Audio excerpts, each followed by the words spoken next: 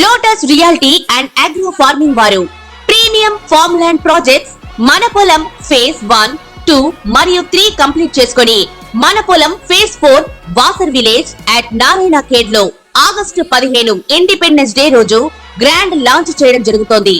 Launching మరియు independence day సందర్భంగా 5 guntas land out rate లో బుక్ చేసుకున్న వారికి 1,50,000 రూపాయల డిస్కౌంట్ తో పాటు 2 గ్రాముల గోల్డ్ ఫ్రీగా ఇస్తున్నారు. పూర్తి వివరాలకు సంప్రదించండి.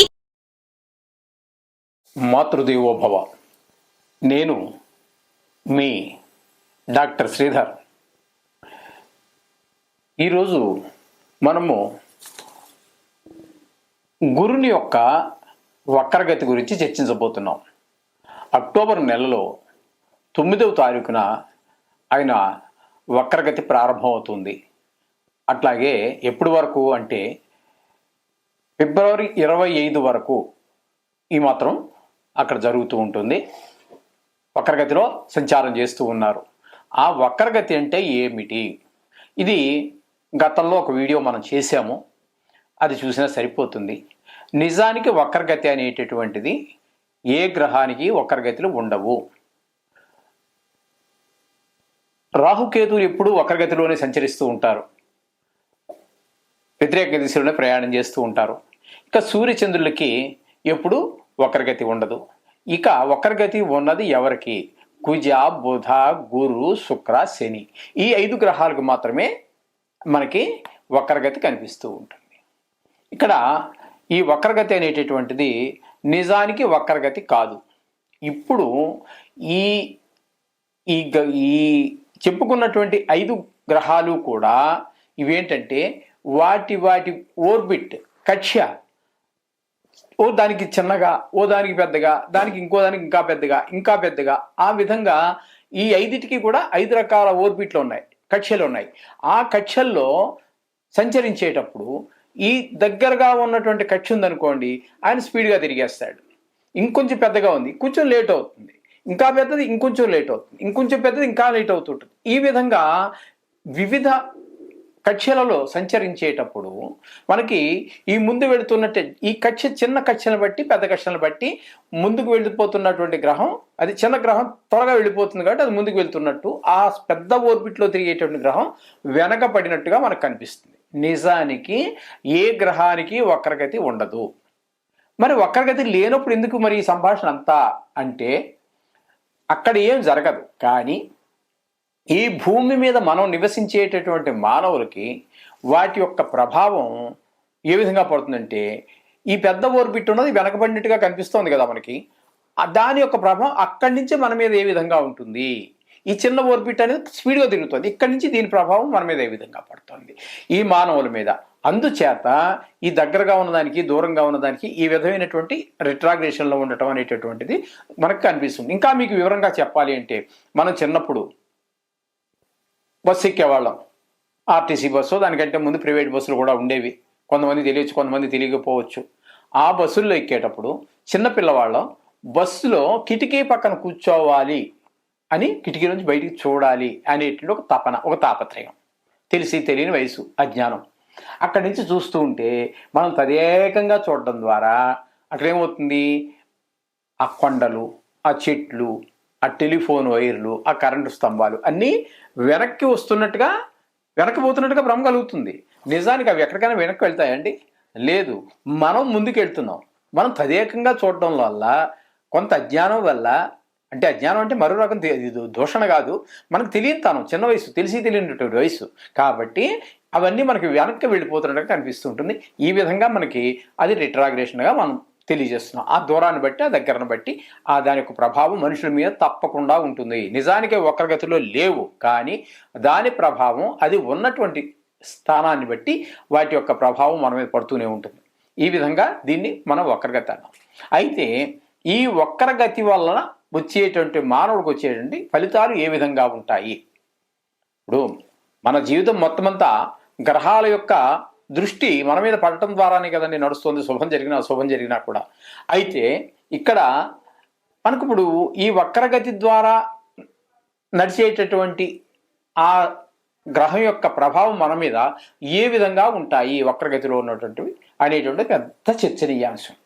ఇది నిజానికి చెప్పాలి అంటే ఈనాటికి కూడా ఆనాడు ఋషీశ్వరులే దీని గురించి చాలా కాంట్రవర్సీ ఉంది.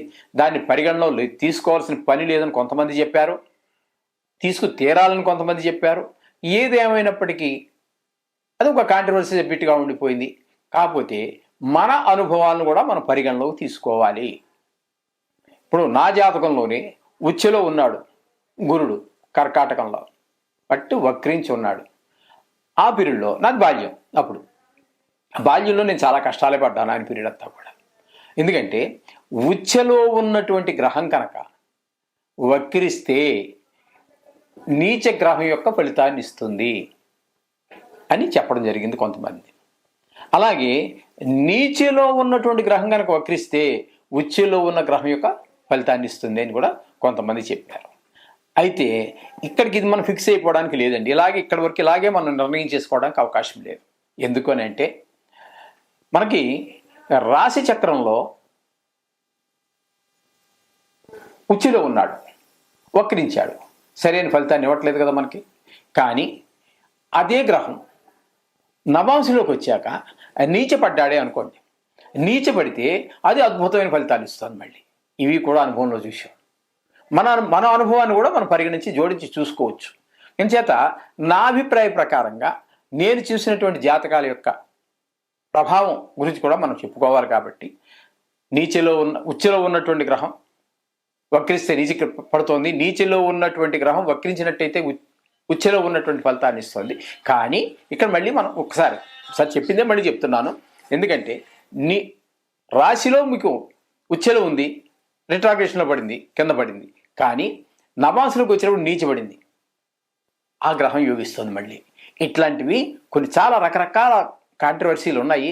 ఖచ్చితంగా ఇదమిద్దంగా అని చెప్పి 100కి 100 కాళ్ళు బలగొద్ది చెప్పడానికి వీలు కానిటువంటి ఇది ఏదో ఉచ్చగ్రహం నీచగ్రహమే కాకుండా ఇప్పుడు ఈ గురువు శుక్రుల గురించి మనం తీసుకున్నట్టయితే అస్తంగత్వం వేరు. మళ్ళీ సూర్యుడికి అస్తంగత్వం అయిపోవటం, ఆ విధమైనటువంటి ఫలితాలు కూడా కొన్ని మనం పరిగణలో తీసుకోవాల్సి వస్తుంది. ఇది వక్రంలోకి సంబంధం ఏమి కాదు. కానీ ఇక్కడ మిగతా గ్రహాలకి కొన్నిటికి స్తంభన ఉంటుంది, కొన్ని గ్రహాలకి స్తంభన ఉంటుంది. అవి అలాగా చరించవలసినటువంటి సమయం కన్నా ఎక్కువ కాలం అక్కడ నిలిచిపోయినట్టుగా మనకు కనిపిస్తూ ఉంటుంది. దాని ప్రభావాలు వేరే చెప్పారు. వక్రించి వెనక్కి వచ్చేటువంటి గ్రహాలు కొన్ని ఉంటాయి. వక్రించి కూడా వెనక నుంచి ప్రభావం చూపిస్తాయి, కానీ అక్కడి నుంచి కదలదు, అదో రకం ఉంటుంది. అతిచారం ఉండవలసిన టైం కంటే ముందు రాశిలోనికి ప్రవేశించడం, ఈ విధమైనటువంటివి కొన్ని ఉన్నాయి. ఇందులో మొత్తం మీద ఈ సబ్జెక్ట్ వక్రగతి అనేటటువంటిది ఒక కాంట్రవర్సీ. దీనిలో చాలా ముందుకు వెళ్ళవలసి ఉంటుంది. ప్రతి వాళ్ళు కూడా మీ యొక్క అనుభవాలను కూడా పరిగణలోకి తీసుకోండి. వారు చెప్పినటువంటివి కూడా ఋషీశ్వరుల మధ్యలో కూడా వీళ్ళవి కొంచెం మనకి కాంట్రవర్సీ ఉంది. మొత్తం మీద ఏదైతే ఇప్పుడు మనం చెప్పుకోబోయేటటువంటి విషయం ఏంటంటే అక్టోబర్ 9 నుంచి గురుడు వృషభంలో ఉన్నటువంటి గురుడు వక్రిస్తున్నాడు. ఇక్కడ మళ్ళీ ఇంకో కొత్త విషయం కూడా మనం చెప్పుకోవాలి. శుభగ్రహం, నైసర్గిక శుభగ్రహాలు గనక వక్రిస్తే మరింత శుభ ఫలితాన్ని ఇస్తాయని కొంతమంది చెప్పడం జరిగింది. అలాగే నైసర్గిక పాపగ్రహాలు వక్రించినట్టయితే పాప ఫలితాన్ని ఇస్తాయి అని చెప్పడం కొంతమంది చెప్పడం జరిగింది. ఇకపోతే ఇక్కడ ఏ విధమైన ఫలితాలు మనం చెప్పుకోవాలి అంటే వారు చెప్పిన విషయం అదైతే మన విషయం దగ్గరికి వచ్చేటప్పటికి ఏమవుతుందంటే ఈ వక్రించినటువంటి గ్రహం ఇప్పుడు ఆ రాశ్యాత్ అంటే చంద్రాత్తు ఎక్కడ ఉంది, దానికి ఆధిపత్య శుభులవుతున్నారా, ఆధిపత్య పాపులవుతున్నారా, ఇది కూడా పరిగణలో తీసుకోవాలి. నైసర్గిక శుభత్వమే కాకుండా ఆధిపత్యం ద్వారా శుభత్వం వస్తోందా, పాపత్వం కలుగుతోందా అనేది కూడా పరిగణలో తీసుకోవాల్సి ఉంటుంది. ఇది గోచార రీత్యా, ఇప్పటి వరకు మనం చెప్పుకున్నవన్నీ గోచార రీత్యా. ఇక జాతకం దగ్గరికి వెళ్ళామనుకోండి, జాతకం దగ్గరికి వెళ్ళినట్టయితే అక్కడ అది జీవితాంతము పర్మనెంట్గానే, అంటే శాశ్వతంగా అదే రాశిలో అక్కడే ఉండిపోతుంది. మనకి గోచారంలో ఇది కొద్దిపాటి కాలం మాత్రమే ఉంటుంది. ఒక శుక్రుడికి ఇన్ని రోజులని, శనికి ఇన్ని రోజులని ఇట్లా నిర్ణయం చేయడం జరిగింది. ఆ నిర్ణయం అయిపోయిన తర్వాత మళ్ళీ మామూలు జనజీవన స్రవంతిలో కలిసిపోవడం ఉంటుంటారే మానవుల్లో, అదే విధంగా అవి మామూలుగా ఎప్పుడూ జరిగేటటువంటి ఆ రీతిలోకి చేరిపోతాయి మొత్తం గ్రహాలన్నీ కూడా. ఇది ఫలితాలు. అయితే ఈ వక్రించి ఉన్న సమయంలో మానవుడి మీద ఆ గ్రహం యొక్క ప్రభావం ఎలా పడుతుంది అంటే, ఇక్కడ నిజానికి ఇప్పుడు గోచార రీత్యా మనకి వృషభ రాశిలో సంచారం చేస్తూ ఉన్నారు గురువు. అయితే 9వ తారీఖు నుంచి వక్రం గతి ప్రారంభమవుతోంది. అప్పుడు మనము ఏం చెప్పుకోవాలి, కర్కాటక రాశి వారికి గురువు యొక్క వక్రగతి అక్టోబర్ 9 నుండి ఫిబ్రవరి 2025 సంవత్సరం వరకు ఏ విధమైన ఫలితాలు గురువు ఇవ్వబోతున్నాడు ఎవరికి, కర్కాటక రాశి వారికి అనేటటువంటిది మనం సశాస్త్రీయంగా తెలుసుకునేటువంటి ప్రయత్నం చేద్దాము. కర్కాటక రాశి వారికి నిజానికి ఆయన ఏకాదశ స్థానంలో సంచారం చేస్తూ ఉన్నారు వక్రగతితో. తద్వారా మనము దశమ స్థానంలో ఉన్నట్టుగా, మనం వక్రగతి మూలంగా దశమ స్థానంలో ఉన్నట్టుగా మనం పరిగణలోకి తీసుకుంటూ ఉన్నాం. ఈ దశమ స్థానంలో ఈ కర్కాటక రాశి వారికి దశమ స్థానంలో గురువు యొక్క సంచారం శుభ ఫలితములను ఇవ్వజాలదు, శ్రమ మిగులుతూ ఉంటుంది. మీరు ఎంత కష్టం చేసినా శ్రమకు తగ్గ ఫలితం ఉండదు, కానీ శ్రమ మాత్రం మిగులుతూ ఉంటుంది. ఈ విధమైన ఫలితాలు మాత్రం ఈ కర్కాటక రాశి వారికి మనకి లభిస్తూ ఉన్నాయి. కర్కాటక రాశి వారికి ఇకపోతే ఈయన యొక్క అంటే ఉపయోగపడదు అని అర్థం, అంతే కదండి. మరి శ్రమని మిగులుస్తున్నాడు, ఫలితం మిగల్చట్లేదు మంచి ఫలితాన్ని. అంచేత ఇది శుభప్రదం కాదు ఈ కర్కాటక రాశి వారికి గురువు యొక్క వక్రగతి. అయితే ఇక్కడ ఈయన సప్తమ దృష్టి ప్రతి గ్రహానికి ఉంటుందని చెప్పుకున్నాం కదండి. ఆ విధంగా మకర రాశి మీద ఆయన యొక్క ప్రభావం ఉంటుంది. అట్లాగే 5వ స్థానం అయినటువంటి వృశ్చికం మీద కూడా ఆయన యొక్క ప్రభావం ఉంటుంది. అలాగే 9వ స్థానం అయినటువంటి మీనం మీద కూడా ఈయన యొక్క ఈ గురుగ్రహం యొక్క ఈ దృష్టి ఆ స్థానాలను కూడా ప్రభావితం చేస్తూ ఉంటుంది. ఆ ఫలితాల మీద వచ్చేటటువంటి ఫలితాల మీద కూడా ఈ చెడు దృష్టి ద్వారా అక్కడ కూడా ఆ చెడు ఫలితాలే కొంచెం వచ్చేటువంటి అవకాశం మనకి క్లియర్గా తెలుస్తుంది. ఈ విధమైన ఫలితాలన్నీ కూడా కర్కాటక రాశి వారికి గురు వక్ర సంచారం వల్ల మనకి సంభవిస్తున్నాయని మనం ఖచ్చితంగా చెప్పుకోవచ్చు. ఇందులో ఏ విధమైనటువంటి అనుమానము లేదు. అయితే ఈ ముందు 3 రాశుల వరకు కూడా మనం చెప్పలేదు, కానీ ఇప్పుడు చెప్తున్నాము. ఈ పీరియడ్లో గురువు ఇప్పుడు మనం చెప్పుకుంటున్నట్టు ఏ రాశి వాళ్ళు ఆ రాశి వాళ్ళు జాగ్రత్తగా వినండి. ఆ రాశి వాళ్ళు కొన్ని రాశుల వాళ్ళకి ఉపయోగపడుతూ ఉన్నాడు, కొన్ని రాశుల వాళ్ళకి ఉపయోగపడటం లేదు. కాబట్టి ఆ ఉపయోగపడటం లేదు అనుకున్నటువంటి వాళ్ళు కాస్త గురువుకి రోజు ఆ గురువు సంబంధమైనటువంటి శ్లోకాలు చదువుకోవటం, కాస్త నవగ్రహాల దగ్గర తిరగటం. గురువారం నాడు స్పెసిఫిక్గా ఆ గురువారం నాడు ఆ గుడికి వెళ్ళండి. అక్కడ మీ దగ్గరలో గుడి ఉన్నట్టయితే అక్కడ బృహస్పతి యొక్క నవగ్రహాల్లో ఉన్నటువంటి బృహస్పతికి కాస్త నమస్కారం చేసుకోండి. ఈ మాత్రం శనగలు పాదాల దగ్గర వేయండి. లేదా ఒక 1/2 కేజీయో ఇంటి దగ్గర ఉడికించి తింటాం కదండి. గుళ్ళ ప్రసాదం కూడా మనకి తిరగమాత వేసిస్తారుగా, ఆ విధంగా దాన్ని చేసి దేవుడికి నైవేద్యం పెట్టి అక్కడ పెట్టేస్తే ఆ గుడి వాళ్ళు వచ్చిన వాళ్ళందరికీ కూడా దాన్ని పంచడం జరుగుతూ ఉంటుంది. లేదు కాసిన్ని 1/4 కేజీయో 1/2 కేజీయో శనగలు తీసుకోండి, నానబెట్టండి. నానబెట్టిన తర్వాత దీన్ని ఒక గోవుకు చేత తినిపించండి, దగ్గరలో ఉన్నటువంటి గోవుకి. అది కూడా ఆ గోవు కూడా కపిలి గోవు అయితే మరింత శ్రేష్టం. అది కూడా నాటు ఆవు అయ్యి ఉండాలి. జెర్సీ ఆవుకు మాత్రం వల్ల ఫలితం ఏమీ ఉండదు. అది ఎందుకంటే పూర్తి ఆవు జాతికి సంబంధించినటువంటిది కాదు. ఒకానొక సందర్భంలో ఆవుకు పందికి ఈ రెండింటికి క్రాస్ బ్రీడ్ చేసి సృష్టించినటువంటిదే ఆ జెర్సీ ఆవు. అది పాలు కూడా మరి విపరీతం. మరి జనాభా పెరిగేటప్పుడు పాలు అవసరం ఎక్కువ ఉంటుంది. ఆ పాలు మామూలు ఆవు అయితే 1/2 లీటర్ ఇచ్చా, లీటర్ ఇచ్చా, 3/4 లీటర్ ఇచ్చి ఇంతే ఇస్తుంది నాటు ఆవులు.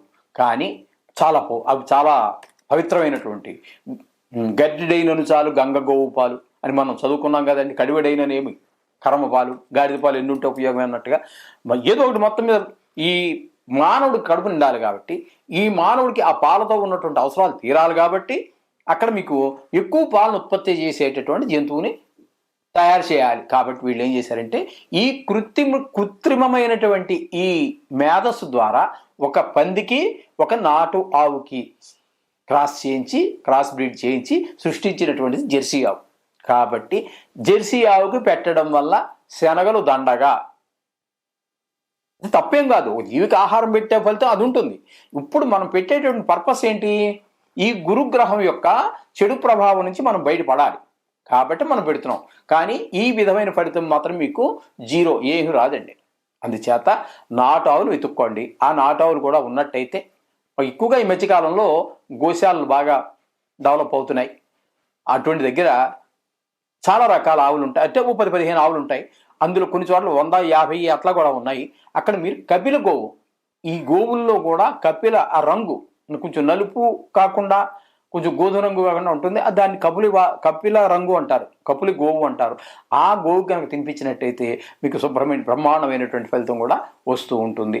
అలాగే ఈ గురువుకు సంబంధించినటువంటి ఏదో ఒక రెమెడీ మాత్రం చేసుకోండి. ఈ దుష్ప్రభావం నుంచి కాస్త బయటపడడానికి అవకాశం ఉంటుంది. ఈ విధమైన ఫలితాలన్నీ కూడా మనం కర్కాటక రాశి వారికి చెప్పుకోవచ్చు. శుభం.